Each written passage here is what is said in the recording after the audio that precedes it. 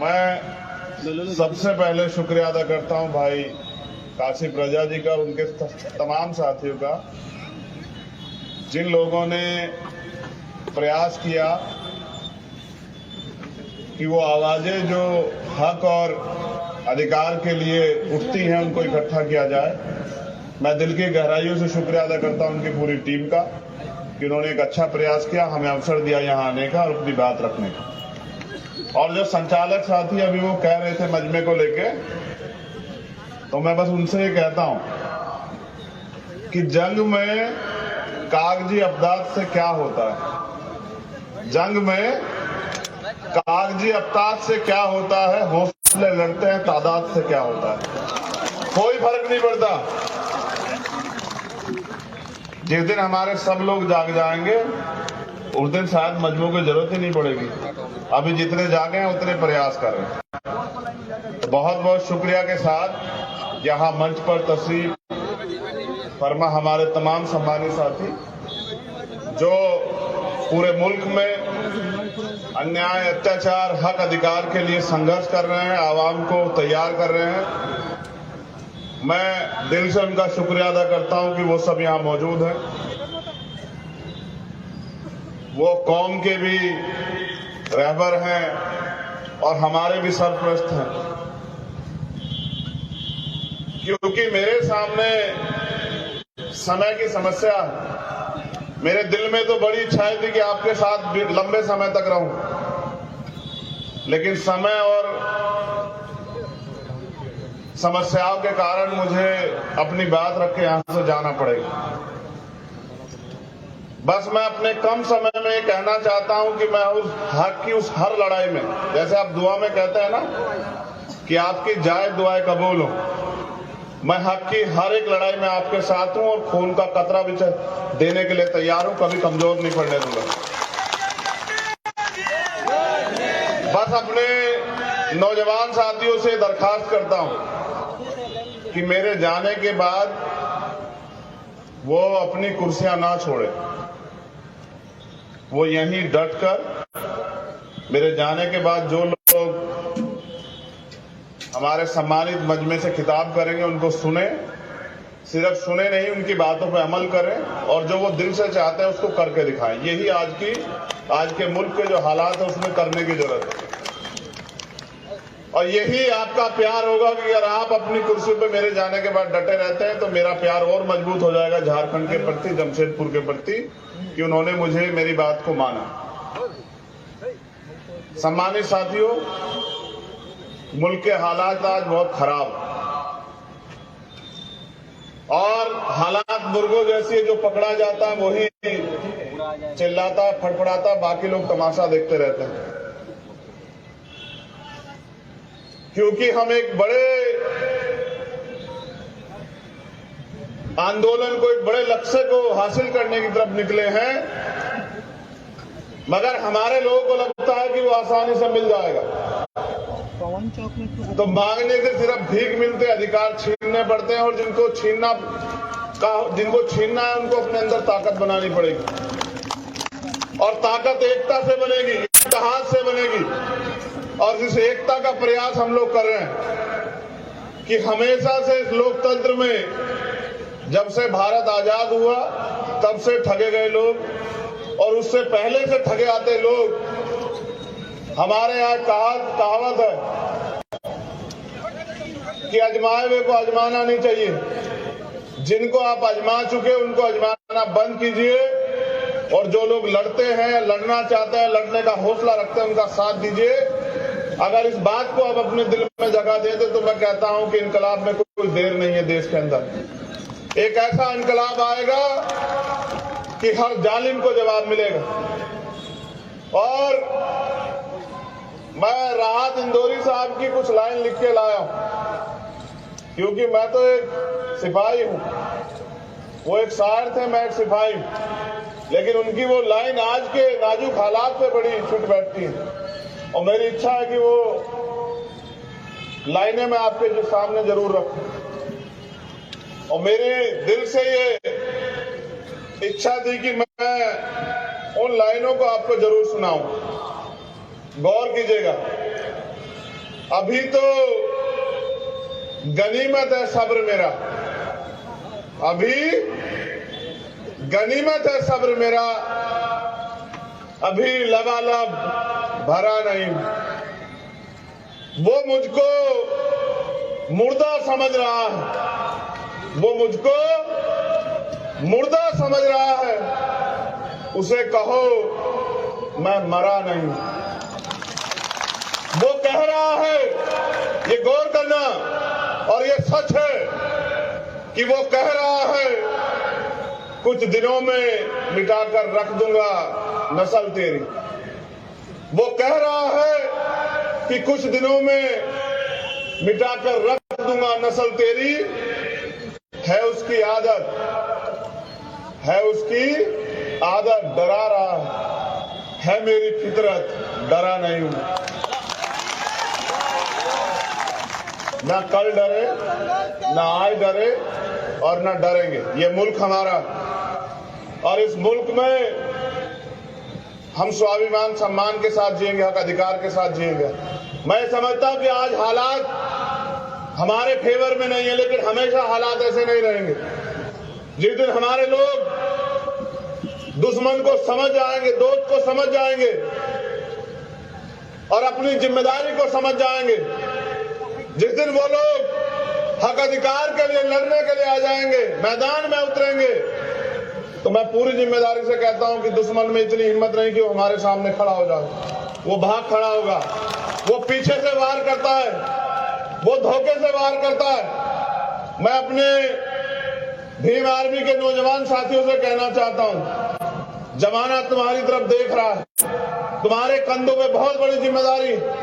एक तरफ बांटने वाले लोग हैं, एक तरफ जोड़ने वाले लोग हैं। मैं आपसे उम्मीद करता हूं कि झारखंड में जो एकता होनी चाहिए थी बहुत दिन पहले, जो नहीं बन पाई, जो धर्म जाति के नाम पे बांट के दुश्मन राज कर रहा है, उसको जवाब देने का समय आ गया। ऐसे हालातों में, नाजुक हालातों में लोग उम्मीद करते हैं कि लोग खड़े हों और बाएं फैला के अपने भाइयों का इस्तकबाल करें, स्वागत करें और एकता बना के एक दूसरे के हाथ पकड़ के साबित करें कि अब हम इनकी बातों में नहीं आने वाले। मैं ये कहना चाहता हूं पूरी जिम्मेदारी से, मेरा तजुर्बा है, मैंने पढ़ा इतिहास को कि मुल्क में कभी दंगे नहीं होते। मैं दंगों का जिक्र नहीं करना चाहता क्योंकि ये एक षड्यंत्र है। दंगे इसलिए कराए जाते हैं कि जो कौम तरक्की करना चाहती है वो तरक्की से ध्यान हटा के दंगों की तरफ, अपनी सुरक्षा की तरफ सोचती रहे। और दंगे हमेशा ये नेता कराते हैं जिनको दंगों से फायदा होता है। हमें बच के कभी फायदा नहीं हो सकता है, हमें जुड़ के फायदा हो सकता है। ये जमहूरियत है, जिनका वोट है उनका राज होना चाहिए, मगर जिनका वो वोट है उनके हाथ ऐसे फैले हुए।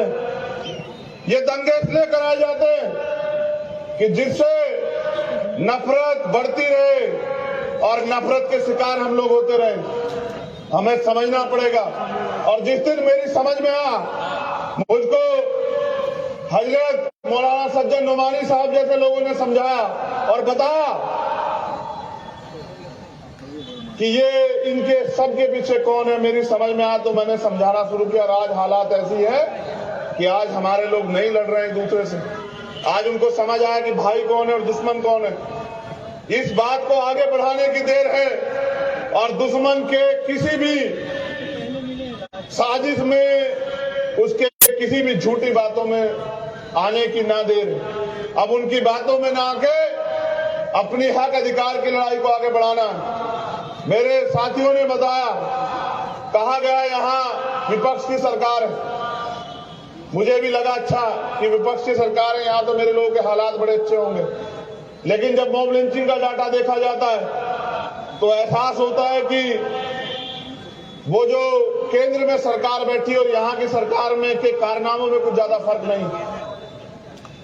इस सच्चाई को कहना पड़ेगा। मैं अपनी जबान पे ताला नहीं लगा सकता हूं। मैं गुलाम नहीं हूं किसी का, और ना ही मैं किसी से जो है मैं किसी के आगे झुकना पसंद करता हूं। सच कहूंगा, और सच ये है कि यहाँ की सरकार भी हमें कीड़े मकोड़े समझ रही है। उन्होंने जो वादे किए लोकतंत्र में इस चुनाव से पहले कि हम ये करेंगे, आज उन पे वो काबिल नहीं है। मैं यहाँ की सरकार को भी कह रहा हूँ कि वो अपने अंदर बदलाव करें, वो अपने वादों को, जो वादे उन्होंने किए थे आवाम से, उन पे खरा उतरे, वरना उस सरकार का भी सामना करना पड़ा तो सरकार का भी सामना करेंगे, अपने लोगों की आवाज को दबने नहीं देंगे।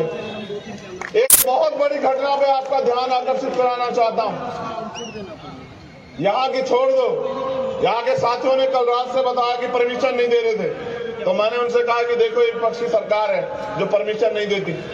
यहाँ जो बैनर पोस्टर लगाए गए थे उनको फाड़ दिया गया, तो हमने कहा कि उनको बैनर फाड़ने दो, हम उनके घमंड जो है वो फाड़ देंगे, जो घमंड अपने दिल में रखे हुए हैं। हमारा भाईचारा जिंदाबाद था और जिंदाबाद है, लेकिन साथियों मैं जो इस मंच से कह रहा हूं उस पर अमल होना चाहिए। भारत के सुप्रीम कोर्ट में आरक्षण पर जो कैप थी, आपके एजेंडे में सबसे पहला मसला आपने रखा है कि ईडब्ल्यूएस का आरक्षण खत्म होना चाहिए। ये गलत है, वास्तविकता में गलत। लेकिन भारत के सुप्रीम कोर्ट में सर्वोच्च न्यायालय ने उसको मान्यता दी और कहा कि आज हमने 50% की कैप खत्म कर दी है। मैं इस मंच से कहना चाहता हूं कि मुल्क की तरक्की, मुल्क में रहने वालों की तरक्की, इस आवाम की तरक्की तब होगी जब इस आवाम के लोगों को हक अधिकार मिलेंगे, जब इस आवाम के लोगों को नौकरी मिलेगी, रोजगार मिलेगा, जमीन मिलेगी, आगे बढ़ने के अवसर मिलेंगे, तब जो है इनके हालात बदलेंगे। तो मैं मानता हूं कि जिसकी जितनी संख्या भारी उसकी उतनी हिस्सेदारी। संख्या के आधार पर आरक्षण इस देश में अब लागू होने का समय आ चुका है। चाहे वो मुसलमान की आबादी हो, चाहे वो सिख की आबादी हो, चाहे वो जैन की आबादी हो, चाहे वो दलित की आबादी हो, चाहे वो पिछड़े वर्ग की आबादी हो जिनकी 52% आबादी और झुंझुना 27% का वो भी पूरा नहीं मिलता, उसको लेके घूम रहे हैं। और इसके लिए जरूरत है कि मुल्क में जातिगत जनगणना होनी चाहिए।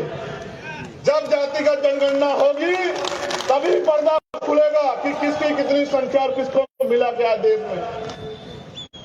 आज हमें इस मुल्क में आजाद हुए 70 साल से ज्यादा हो गए, लेकिन अगर जातिगत जनगणना होकर आंकड़े बाहर आएंगे तो पता लगेगा कि हम पे कितने रोजगार, कितनी नौकरियां, कितनी जमीन है, कितना बिजनेस है, कितनी हिस्सेदारी हमें मिली है हमारे मुल्क में। देश आजाद हुआ, कमजोर कमजोर रह गया, गरीब गरीब रह गया। जिन पे सामाजिक आर्थिक जो ब्राह्मणिकल सोशल ऑर्डर है उसके आधार पे जिनको अधिकारों से, पढ़ाई से, अवसरों से वंचित रखा गया, वो इसी हालात में पड़े रहे। और आज भी इसी हालात में कुछ लोगों के भरोसे, जिनको रहबरे कहते हैं, कि उन रहबरों के भरोसे वो जिंदगी बदलेंगे। कोई रहबर जिंदगी नहीं बदलेगा आपकी अगर आप अपनी लड़ाई नहीं लड़ोगे। मैं आपसे अपील करता हूं कि समय आ चुका है, उठ खड़े हो, इंतजार मत करो। ये हक अधिकार का समय है, ये अपने आने वाली पीढ़ियों को जवाब देने का समय है। अगर आज हम लोग चूक गए और मुल्क के आईन, मुल्क के संविधान पे जो खतरा मंडरा रहा है, अगर वो खतरा और मजबूत हुआ तो कल आने वाली पीढ़ी आपसे मुझसे हिसाब मांगेगी। मैं इस्लाम के मानने वाले लोगों से भी कहना चाहता हूं कि इस मुल्क का पूरे दुनिया में एक ऐसा मुल्क जो सबको बराबर का अधिकार देता है, जिसका संविधान, आज उस संविधान को कुचलने का प्रयास किया जा रहा है।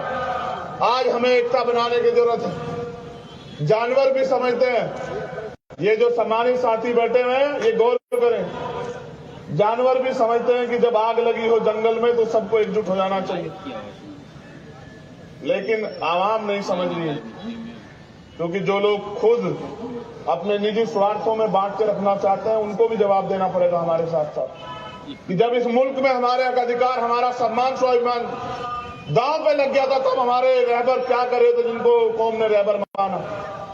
तो जितनी जिम्मेदारी मेरी है उतनी आप सब लोग की और उतनी इन सब लोगों की कि हम एक यूनाइट हो, इस देश के दलित, पिछड़े, आदिवासी, मुसलमान, जैन, सिख, बौद्ध एकजुट भाईचारा बनाए और मिलकर अपने हक अधिकारों की लड़ाई लड़े।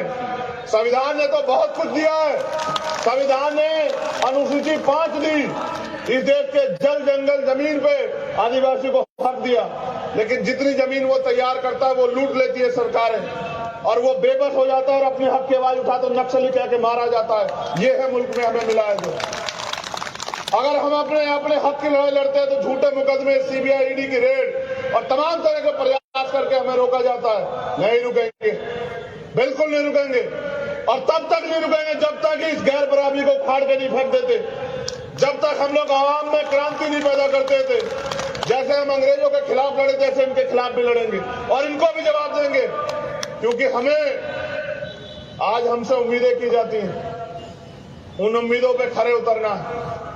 और मैं सरकार से मांग करता हूं, यहां आईबी इंटेलिजेंस के लोग होंगे, एलआईयू के लोग होंगे, पुलिस के लोग होंगे, कहना वजीर आजम से, वजीर आजम ही हुए ना, है मुख्यमंत्री, कहना मुख्यमंत्री से कि मॉब लिंचिंग पे 2 महीने के अंदर कानून पास करो, और नहीं करोगे तो फिर करेंगे तुम्हारा भी सामना रांची के मैदान में। आप तैयार हैं? हक की लड़ाई में किसी के लिए कोई समझौता नहीं। आपने वादा किया था मेरे लोगों से, जो भाजपा की सरकार में मॉब लिंचिंग होती है वही है आपकी सरकार में, और फिर आपका क्या फायदा, मुझे बताइए। हटा देंगे। अगर नहीं सुधरोगे तो आपके सामने भी लड़ेंगे संवैधानिक रूप से, लेकिन जवाब देना पड़ेगा। मुख्यमंत्री जी, आपने जो वादे किए थे कि हम करेंगे, और हम करेंगे, कब करेंगे? बीच में भी आपकी सरकार से डावाडोल हो रही थी, आपके कर्मों की वजह से। हमारे लोगों ने तो पूरा इंतजाम किया था कि आप बैठे रहें कुर्सी पे। इसलिए आपसे कहना चाहता हूं कि हमारे जो मुद्दे यहां की इस अधिकार रैली ने रखे हैं, उनको आप अपने जहन से अपने साथियों के साथ मिलकर उनको अमल में लाएं और उन पे कुछ अच्छा करके दिखाएं। और आपसे कहना चाहता हूं, मैं तो नाउम्मीद हूं इन लोगों से। उसका कारण है कि हमेशा ठगे गए और फिर उम्मीद करके बैठते, फिर ठगे जाते हैं। तो मैं नाउम्मीद उन लोगों से हूं, लेकिन आपसे नहीं। आपसे कहना चाहता हूं कि इस लड़ाई में अब समय आ चुका है एक दूसरे का हाथ पकड़ के आगे बढ़ने का, और मैं निराश नहीं करूंगा। आपको मेरा वादा है, मैं यहां समाज से वादा कर रहा हूं, निराश नहीं करूंगा। आप 1 कदम चलोगे तो 100 कदम चलूंगा, आप 100 कदम चलोगे तो 1 लाख कदम चलूंगा, और आप नहीं भी चलोगे तो भी जब आपकी तरफ कोई आंख उठेगी उसको जवाब देने के लिए आपका भाई आपके साथ खड़ा रहेगा पूरी जिम्मेदारी के साथ। बस अमल में लाइए और अपनी जिम्मेदारी को समझिए। समय किसी के लिए नहीं रुकेगा, ना मेरे लिए ना आपके लिए। कल हम सबको जाना है, ये निजाम जो आया है उसको जाना है, लेकिन दुनिया क्यों याद रखे आपको, मुझे बताओ। यहाँ इंसान भी पैदा होते हैं और जानवर भी पैदा होते हैं। लोग अपने लिए भी जीते हैं, याद उसको किया जाता है जो दूसरों के लिए जीता है। तो दूसरों के लिए, यानी कि दूसरे भी, वो दूसरों में भी अपने जो उम्मीद करके बैठे कोई हमारे लिए लड़ेगा, कोई बोलेगा। ऐसे हालातों में एक शायरी हमारे साथी अधूरी छोड़ गए हैं, उस शायरी को भी पूरा कर देता हूं कि ये सूरज चांद सितारे मेरे साथ में रहे, ये सूरज चांद सितारे मेरे साथ में रहे, जब तक आपके हाथ मेरे हाथ में रहे, और हाथ से टूटकर गिर जाए वो पत्ते नहीं है हम, आंधियों से कह दो औकात में रहे। ये अभी मेरी गाड़ी पे 2 दिन पहले एक जगह हमला किया गया, उनको लगता है डर जाऊंगा। याद कर रखना कि डर जाऊंगा तो मर जाऊंगा। आजाद जिया हूं, आजाद मरूंगा। ये मुल्क मेरा है, और इस मुल्क की तरक्की के लिए, इस मुल्क में रहने वाले अपने लोगों के लिए अगर कोई कीमत चुकानी पड़ी तो तैयार हूं। बहुत बहुत शुक्रिया। जय भीम, जय जोहार, अस्सलाम वालेकुम, सत श्री अकाल, नमस्कार।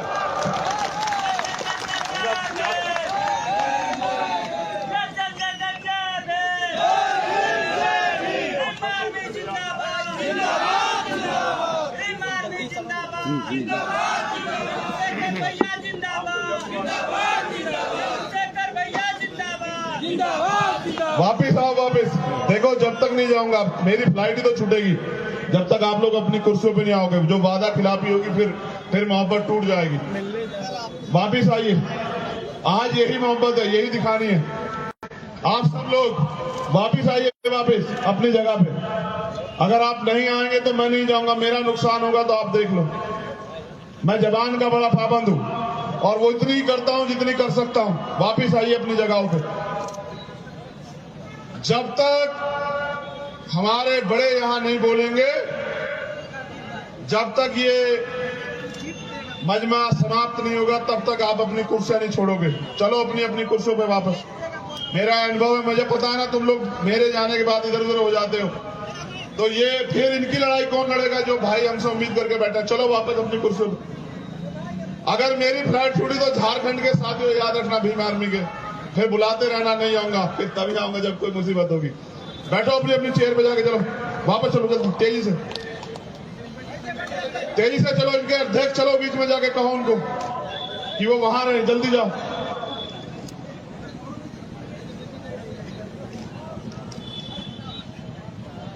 बहुत शुक्रिया, इस मोहब्बत के लिए शुक्रिया। हमारा भाईचारा जिंदाबाद, हमारी एकता जिंदाबाद। और मुल्क में आज की तहरीक को भी याद रखा जाएगा और आने वाली तहरीकों को भी, जिस दिन हम इनकलाब पैदा करेंगे। धन्यवाद। बहुत बहुत शुक्रिया।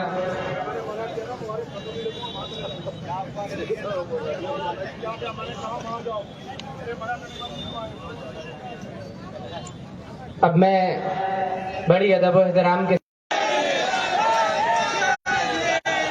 शुक्रिया शुक्रिया शुक्रिया।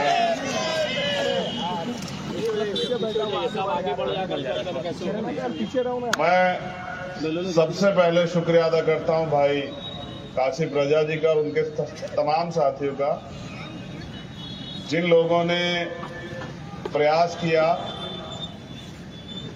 कि वो आवाजें जो हक और अधिकार के लिए उठती हैं उनको इकट्ठा किया जाए।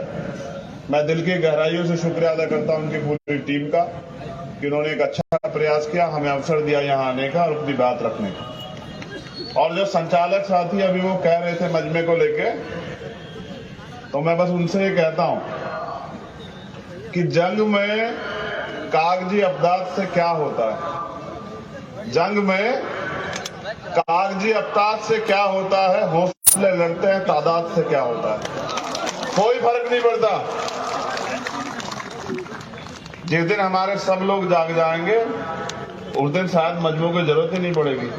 अभी जितने जागे हैं उतने प्रयास कर रहे हैं। तो बहुत बहुत शुक्रिया के साथ यहाँ मंच पर तशरीफ फरमा हमारे तमाम सम्मानित साथी जो पूरे मुल्क में अन्याय, अत्याचार, हक अधिकार के लिए संघर्ष कर रहे हैं, आवाम को तैयार कर रहे हैं।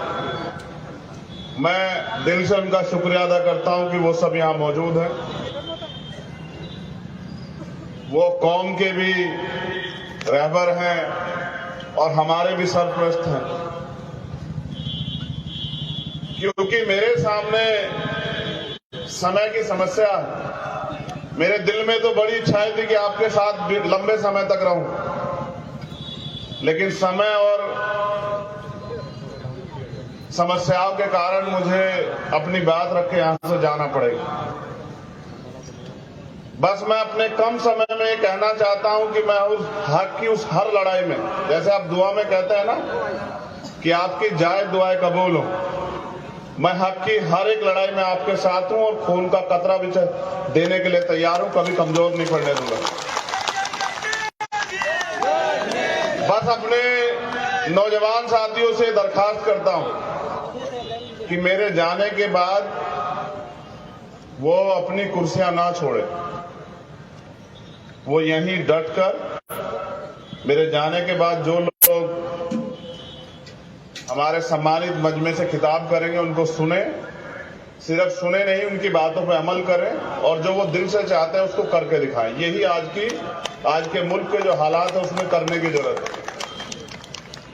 और यही आपका प्यार होगा कि अगर आप अपनी कुर्सी पे मेरे जाने के बाद डटे रहते हैं तो मेरा प्यार और मजबूत हो जाएगा झारखंड के प्रति, जमशेदपुर के प्रति, कि उन्होंने मुझे मेरी बात को माना। सम्मानित साथियों, मुल्क के हालात आज बहुत खराब और हालात मुर्गों जैसी है, जो पकड़ा जाता है वही चिल्लाता, फड़फड़ाता, बाकी लोग तमाशा देखते रहते हैं। क्योंकि हम एक बड़े आंदोलन को एक बड़े लक्ष्य को हासिल करने की तरफ निकले हैं, मगर हमारे लोगों को लगता है कि वो आसानी से मिल जाएगा। तो मांगने से सिर्फ भीख मिलते, अधिकार छीनने पड़ते हैं, और जिनको छीनना है उनको अपने अंदर ताकत बनानी पड़ेगी। और ताकत एकता से बनेगी, इत्तेहाद से बनेगी। और इस एकता का प्रयास हम लोग कर रहे हैं कि हमेशा से इस लोकतंत्र में, जब से भारत आजाद हुआ तब से ठगे गए लोग और उससे पहले से ठगे आते लोग, हमारे यहाँ कहावत है कि आजमाए हुए को आजमाना नहीं चाहिए। जिनको आप आजमा चुके उनको आजमाना बंद कीजिए, और जो लोग लड़ते हैं, लड़ना चाहते हैं, लड़ने का हौसला रखते हैं, उनका साथ दीजिए। अगर इस बात को आप अपने दिल में जगह दे दे तो मैं कहता हूं कि इनकलाब में कोई देर नहीं है। देश के अंदर एक ऐसा इनकलाब आएगा कि हर जालिम को जवाब मिलेगा। और मैं राहत इंदौरी साहब की कुछ लाइन लिख के लाया हूं, क्योंकि मैं तो एक सिपाही हूं, वो एक शायर थे, मैं एक सिपाही हूं, लेकिन उनकी वो लाइन आज के नाजुक हालात पे बड़ी फिट बैठती है। और मेरी इच्छा है कि वो लाइनें मैं आपके सामने जरूर रखूं। और मेरे दिल से ये इच्छा थी कि मैं उन लाइनों को आपको जरूर सुनाऊं। गौर कीजिएगा। अभी तो गनीमत है सब्र मेरा, अभी गनीमत है सब्र मेरा, अभी लबालब भरा नहीं। वो मुझको मुर्दा समझ रहा है, वो मुझको मुर्दा समझ रहा है, उसे कहो मैं मरा नहीं। वो कह रहा है, ये गौर करना, और ये सच है कि वो कह रहा है कुछ दिनों में मिटाकर रख दूंगा नस्ल तेरी। वो कह रहा है कि कुछ दिनों में मिटाकर रख दूंगा नस्ल तेरी। है उसकी आदत, है उसकी आदत, डरा रहा है मेरी फितरत, डरा नहीं हूं। ना कल डरे, ना आज डरे, और ना डरेंगे। ये मुल्क हमारा, और इस मुल्क में हम स्वाभिमान सम्मान के साथ जिएंगे, हक अधिकार के साथ जिएंगे। मैं समझता हूं कि आज हालात हमारे फेवर में नहीं है, लेकिन हमेशा हालात ऐसे नहीं रहेंगे। जिस दिन हमारे लोग दुश्मन को समझ जाएंगे, दोस्त को समझ जाएंगे और अपनी जिम्मेदारी को समझ जाएंगे, जिस दिन वो लोग हक अधिकार के लिए लड़ने के लिए आ जाएंगे, मैदान में उतरेंगे, तो मैं पूरी जिम्मेदारी से कहता हूं कि दुश्मन में इतनी हिम्मत नहीं कि वो हमारे सामने खड़ा हो जाए। वो भाग खड़ा होगा, वो पीछे से वार करता है, वो धोखे से वार करता है। मैं अपने भीम आर्मी के नौजवान साथियों से कहना चाहता हूं, जमाना तुम्हारी तरफ देख रहा है, तुम्हारे कंधों में बहुत बड़ी जिम्मेदारी। एक तरफ बांटने वाले लोग हैं, एक तरफ जोड़ने वाले लोग हैं। मैं आपसे उम्मीद करता हूं कि झारखंड में जो एकता होनी चाहिए थी बहुत दिन पहले, जो नहीं बन पाई, जो धर्म जाति के नाम पे बांट के दुश्मन राज कर रहा है, उसको जवाब देने का समय आ गया। ऐसे हालातों में, नाजुक हालातों में लोग उम्मीद करते हैं कि लोग खड़े हों और बाएं फैला के अपने भाइयों का इस्तकबाल करें, स्वागत करें, और एकता बना के एक दूसरे के हाथ पकड़ के साबित करें कि अब हम इनकी बातों में नहीं आने वाले।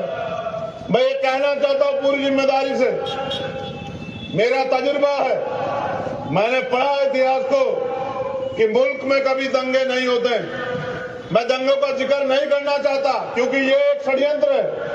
दंगे इसलिए कराए जाते हैं कि जो कौम तरक्की करना चाहती है वो तरक्की से ध्यान हटा के दंगों की तरफ, अपनी सुरक्षा की तरफ सोचती रहे। और दंगे हमेशा ये नेता कराते हैं जिनको दंगों से फायदा होता है। हमें बच के कभी फायदा नहीं हो सकता है, हमें जुड़ के फायदा हो सकता है। ये जमहूरियत है, जिनका वोट है उनका राज होना चाहिए, मगर जिनका वो वोट है उनके हाथ ऐसे फैले हुए। ये दंगे इसलिए कराए जाते हैं कि जिससे नफरत बढ़ती रहे और नफरत के शिकार हम लोग होते रहे। हमें समझना पड़ेगा। और जिस दिन मेरी समझ में आ, मुझको हजरत मौलाना सज्जन नोमानी साहब जैसे लोगों ने समझाया और बताया कि ये इनके सबके पीछे कौन है, मेरी समझ में आया तो मैंने समझाना शुरू किया। आज हालात ऐसी है कि आज हमारे लोग नहीं लड़ रहे हैं एक दूसरे से। आज उनको समझ आया कि भाई कौन है और दुश्मन कौन है। इस बात को आगे बढ़ाने की देर है और दुश्मन के किसी भी साजिश में, उसके किसी भी झूठी बातों में आने की ना देर। अब उनकी बातों में ना आके अपनी हक अधिकार की लड़ाई को आगे बढ़ाना। मेरे साथियों ने बताया, कहा गया यहाँ विपक्ष की सरकार है। मुझे भी लगा अच्छा कि विपक्ष की सरकार है, यहाँ तो मेरे लोगों के हालात बड़े अच्छे होंगे। लेकिन जब मॉब लिंचिंग का डाटा देखा जाता है तो एहसास होता है कि वो जो केंद्र में सरकार बैठी और यहाँ की सरकार में के कारनामों में कुछ ज्यादा फर्क नहीं। इस सच्चाई को कहना पड़ेगा। मैं अपनी जबान पे ताला नहीं लगा सकता हूं। मैं गुलाम नहीं हूं किसी का और ना ही मैं किसी से जो है मैं किसी के आगे झुकना पसंद करता हूं। सच कहूंगा और सच ये है कि यहाँ की सरकार भी हमें कीड़े मकोड़े समझ रही है। उन्होंने जो वादे किए लोकतंत्र में इस चुनाव से पहले कि हम ये करेंगे, आज उन पे वो काबिल नहीं है। मैं यहाँ की सरकार को भी कह रहा हूं कि वो अपने अंदर बदलाव करें। वो अपने वादों को, जो वादे उन्होंने किए थे आवाम से, उन पे खरा उतरे। वरना उस सरकार का भी सामना करना पड़ा तो सरकार का भी सामना करेंगे। अपने लोगों की आवाज को दबने नहीं देंगे। एक बहुत बड़ी घटना पे आपका ध्यान आकर्षित कराना चाहता हूं। यहाँ की छोड़ दो, यहाँ के साथियों ने कल रात से बताया कि परमिशन नहीं दे रहे थे। तो मैंने उनसे कहा कि देखो एक विपक्षी सरकार है जो परमिशन नहीं देती। यहाँ जो बैनर पोस्टर लगाए गए थे उनको फाड़ दिया गया। तो हमने कहा कि उनको बैनर फाड़ने दो, हम उनके घमंड जो है वो फाड़ देंगे, जो घमंड अपने दिल में रखते हैं। हमारा भाईचारा जिंदाबाद था और जिंदाबाद है। लेकिन साथियों, मैं जो इस मंच से कह रहा हूं उस पर अमल होना चाहिए। भारत के सुप्रीम कोर्ट में आरक्षण पर जो कैप थी, आपके एजेंडे में सबसे पहला मसला आपने रखा है कि ईडब्ल्यूएस का आरक्षण खत्म होना चाहिए। ये गलत है, वास्तविकता में गलत। लेकिन भारत के सुप्रीम कोर्ट में सर्वोच्च न्यायालय ने उसको मान्यता दी और कहा कि आज हमने 50% की कैप खत्म कर दी। मैं इस मंच से कहना चाहता हूं कि मुल्क की तरक्की, मुल्क में रहने वालों की तरक्की, इस आवाम की तरक्की तब होगी जब इस आवाम के लोगों को हक अधिकार मिलेंगे, जब इस आवाम के लोगों को नौकरी मिलेगी, रोजगार मिलेगा, जमीन मिलेगी, आगे बढ़ने के अवसर मिलेंगे, तब जो है इनके हालात बदलेंगे। तो मैं मानता हूं कि जिसकी जितनी संख्या भारी उसकी उतनी हिस्सेदारी। संख्या के आधार पर आरक्षण इस देश में अब लागू होने का समय आ चुका है। चाहे वो मुसलमान की आबादी हो, चाहे वो सिख की आबादी हो, चाहे वो जैन की आबादी हो, चाहे वो दलित की आबादी हो, चाहे वो पिछड़े वर्ग की आबादी हो जिनकी 52% आबादी और झुंझुना 27% का वो भी पूरा नहीं मिलता, उसको लेके घूम रहे हैं। और इसके लिए जरूरत है कि मुल्क में जातिगत जनगणना होनी चाहिए। जब जातिगत जनगणना होगी तभी पर्दा खुलेगा कि किसकी कितनी संख्या और किसको मिला क्या देश में। आज हमें इस मुल्क में आजाद हुए 70 साल से ज्यादा हो गए, लेकिन अगर जातिगत जनगणना हो के आंकड़े बाहर आएंगे तो पता लगेगा कि हम पे कितने रोजगार, कितनी नौकरियां, कितनी जमीन है, कितना बिजनेस है, कितनी हिस्सेदारी हमें मिली है हमारे मुल्क में। देश आजाद हुआ, कमजोर कमजोर रह गया, गरीब गरीब रह गया। जिन पे सामाजिक आर्थिक जो ब्राह्मणिकल सोशल ऑर्डर है उसके आधार पर जिनको अधिकारों से, पढ़ाई से, अवसरों से वंचित रखा गया, वो इसी हालात में पड़े रहे। और आज भी इसी हालात में कुछ लोगों के भरोसे, जिनको रहबरे कहते हैं, कि उन रहबरों के भरोसे वो जिंदगी बदलेंगे। कोई रहबर जिंदगी नहीं बदलेगा आपकी अगर आप अपनी लड़ाई नहीं लड़ोगे। मैं आपसे अपील करता हूं कि समय आ चुका है, उठ खड़े हो, इंतजार मत करो। ये हक अधिकार का समय है, ये अपने आने वाली पीढ़ियों को जवाब देने का समय है। अगर आज हम लोग चूक गए और मुल्क के आईन, मुल्क के संविधान पे जो खतरा मंडरा रहा है, अगर वो खतरा और मजबूत हुआ तो कल आने वाली पीढ़ी आपसे मुझसे हिसाब मांगेगी। मैं इस्लाम के मानने वाले लोगों से भी कहना चाहता हूं कि इस मुल्क का पूरे दुनिया में एक ऐसा मुल्क जो सबको बराबर का अधिकार देता है, जिसका संविधान, आज उस संविधान को कुचलने का प्रयास किया जा रहा है। आज हमें एकता बनाने की जरूरत है। जानवर भी समझते हैं, ये जो सम्मानित साथी बैठे हुए हैं, ये गौर करें, जानवर भी समझते हैं कि जब आग लगी हो जंगल में तो सबको एकजुट हो जाना चाहिए, लेकिन आवाम नहीं समझ रही है, क्योंकि जो लोग खुद अपने निजी स्वार्थों में बांट के रखना चाहते हैं, उनको भी जवाब देना पड़ेगा हमारे साथ साथ कि जब इस मुल्क में हमारे हक अधिकार, हमारा सम्मान स्वाभिमान दांव पे लग गया था, तब हमारे रहबर क्या कर रहे थे जिनको कौम ने रहबर माना। तो जितनी जिम्मेदारी मेरी है उतनी आप सब लोगों की और उतनी सब लोगों की कि हम एक यूनाइट हो, इस देश के दलित, पिछड़े, आदिवासी, मुसलमान, जैन, सिख, बौद्ध एकजुट भाईचारा बनाए और मिलकर अपने हक अधिकारों की लड़ाई लड़े। संविधान ने तो बहुत कुछ दिया है। संविधान ने अनुसूची 5 दी, इस देश के जल जंगल जमीन पे आदिवासी को हक दिया, लेकिन जितनी जमीन वो तैयार करता है वो लूट लेती है सरकारें, और वो बेबस हो जाता है और अपने हक की आवाज उठा तो नक्सली कह के मारा जाता है। ये है मुल्क में हमें मिला है। अगर हम अपने हक की लड़ाई लड़ते हैं तो झूठे मुकदमे, सीबीआई, ईडी की रेड और तमाम तरह के प्रयास करके हमें रोका जाता है। नहीं रुकेंगे, बिल्कुल नहीं रुकेंगे, और तब तक नहीं रुकेंगे जब तक इस गैर बराबरी को उखाड़ के नहीं फेंक देते, जब तक हम लोग आवाम में क्रांति नहीं पैदा करते थे। जैसे हम अंग्रेजों के खिलाफ लड़े, जैसे इनके खिलाफ भी लड़ेंगे और इनको भी जवाब देंगे, क्योंकि हमें आज हमसे उम्मीदें की जाती हैं, उन उम्मीदों पे खरे उतरना है। और मैं सरकार से मांग करता हूं, यहां आईबी इंटेलिजेंस के लोग होंगे, एलआईयू के लोग होंगे, पुलिस के लोग होंगे, कहना वजीर आजम से, वजीर आजम ही हुए ना, मुख्यमंत्री, कहना मुख्यमंत्री से कि मॉब लिंचिंग पे 2 महीने के अंदर कानून पास करो, और नहीं करोगे तो फिर करेंगे तुम्हारा भी सामना रांची के मैदान में। आप तैयार हैं? हक की लड़ाई में किसी के लिए कोई समझौता नहीं। आपने वादा किया था मेरे लोगों से, जो भाजपा की सरकार में मॉब लिंचिंग होती है वही है आपकी सरकार में, और फिर आपका क्या फायदा, मुझे बताइए। हटा देंगे। अगर नहीं सुधरोगे तो आपके सामने भी लड़ेंगे संवैधानिक रूप से, लेकिन जवाब देना पड़ेगा। मुख्यमंत्री जी, आपने जो वादे किए थे कि हम करेंगे, और हम करेंगे, कब करेंगे? बीच में भी आपकी सरकार से डावाडोल हो रही थी, आपके कर्मों की वजह से। हमारे लोगों ने तो पूरा इंतजाम किया था कि आप बैठे रहें कुर्सी पे। इसलिए आपसे कहना चाहता हूं कि हमारे जो मुद्दे यहाँ की इस अधिकार रैली ने रखे हैं, उनको आप अपने जहन से अपने साथियों के साथ मिलकर उनको अमल में लाएं और उन पे कुछ अच्छा करके दिखाएं। और आपसे कहना चाहता हूं, मैं तो नाउम्मीद हूं इन लोगों से। उसका कारण है कि हमेशा ठगे गए और फिर उम्मीद करके बैठते, फिर ठगे जाते हैं। तो मैं नाउम्मीद उन लोगों से हूं, लेकिन आपसे नहीं। आपसे कहना चाहता हूं कि इस लड़ाई में अब समय आ चुका है एक दूसरे का हाथ पकड़ के आगे बढ़ने का, और मैं निराश नहीं करूंगा आपको। मेरा वादा है, मैं यहां समाज से वादा कर रहा हूं, निराश नहीं करूंगा। आप 1 कदम चलोगे तो 100 कदम चलूंगा, आप 100 कदम चलोगे तो 1 लाख कदम चलूंगा, और आप नहीं भी चलोगे तो भी जब आपकी तरफ कोई आंख उठेगी उसको जवाब देने के लिए आपका भाई आपके साथ खड़ा रहेगा, पूरी जिम्मेदारी के साथ।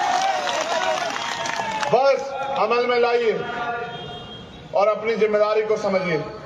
समय किसी के लिए नहीं रुकेगा, ना मेरे लिए ना आपके लिए। कल हम सबको जाना है, ये निजाम जो आया है उसको जाना है, लेकिन दुनिया क्यों याद रखे आपको, मुझे बताओ।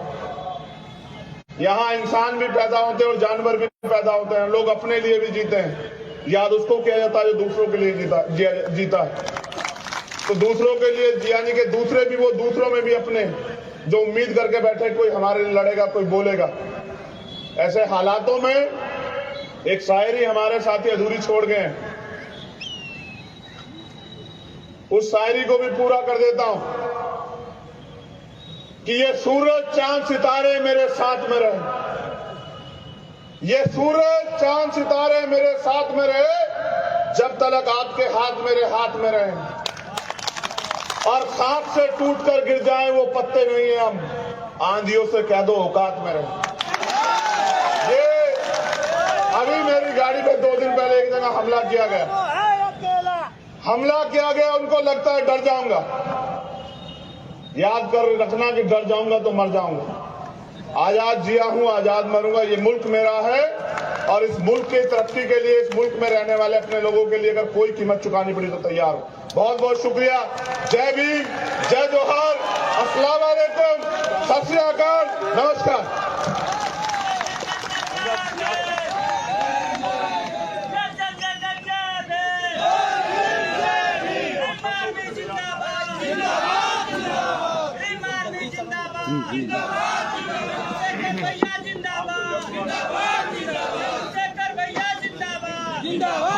वापिस आओ, वापिस। देखो जब तक नहीं जाऊंगा, मेरी फ्लाइट ही तो छूटेगी जब तक आप लोग अपनी कुर्सियों पे नहीं आओगे। जो वादा खिलाफी होगी फिर मोहब्बत टूट जाएगी। वापिस आइए, आज यही मोहब्बत है, यही दिखानी है। आप सब लोग वापिस आइए, वापिस अपनी जगह पे। अगर आप नहीं आएंगे तो मैं नहीं जाऊंगा, मेरा नुकसान होगा तो आप देख लो। मैं जबान का बड़ा पाबंद हूं और वो इतनी करता हूं जितनी कर सकता हूं। वापिस आइए अपनी जगहों पे। जब तक हमारे बड़े यहां नहीं बोलेंगे, जब तक ये मजमा समाप्त नहीं होगा, तब तक आप अपनी कुर्सियां नहीं छोड़ोगे। चलो अपनी अपनी कुर्सियों पे वापस। मेरा अनुभव है, मुझे पता है ना, तुम लोग मेरे जाने के बाद इधर उधर हो जाते हो, तो ये फिर इनकी लड़ाई कौन लड़ेगा जो भाई हमसे उम्मीद करके बैठा। चलो वापस अपनी कुर्सियों पे। अगर मेरी फ्लाइट छूटी तो झारखंड के साथियों याद रखना, भीम आर्मी के, फिर बुलाते रहना, नहीं आऊंगा, फिर तभी आऊंगा जब कोई मुसीबत होगी। बैठो अपनी अपनी चेयर पे जाके, चलो वापस चलो जल्दी, तेजी से चलो। इनके अध्यक्ष चलो बीच में जाके कहो उनको कि वो वहां रहे, जल्दी जाओ।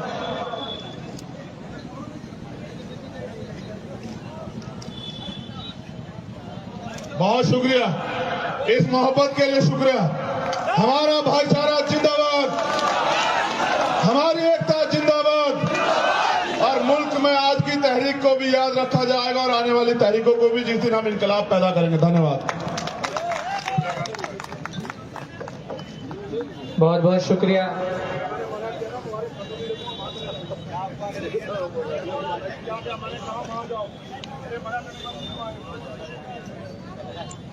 अब मैं बड़ी अदब और एहतराम के